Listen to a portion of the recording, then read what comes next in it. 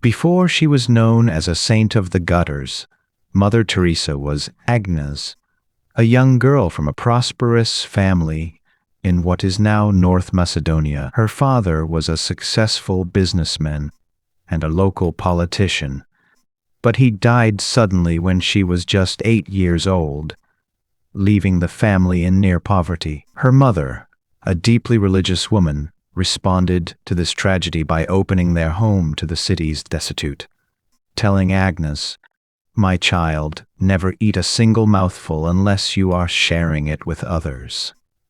This lesson stayed with her, and at 18, she left home to become a nun in Ireland, never seeing her mother or sister again. For nearly 20 years, she lived a quiet, secluded life as a geography teacher and principal at a high-end convent school in Kolkata. She was actually very happy and successful in this role, but her life changed on a train ride to the Himalayan foothills in 1946.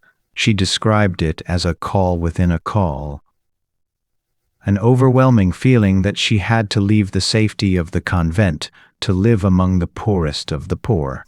It took her 2 years of petitioning the church to get permission to step outside the cloister walls, and when she finally did, she had no money, no supplies, and only a basic knowledge of first aid. Mother Teresa's work was defined by a radical focus on the individual. She didn't want to just feed the hungry.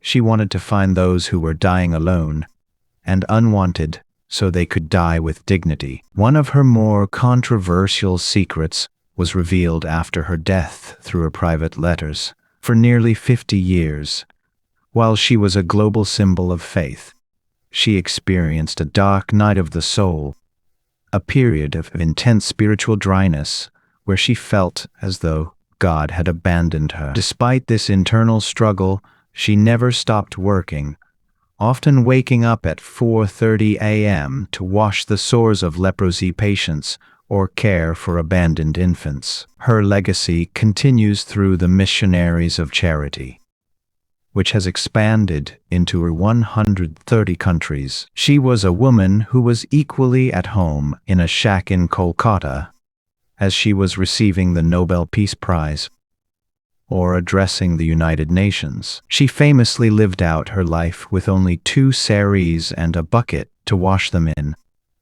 proving that she wasn't just preaching a life of poverty. She was living it alongside those she served.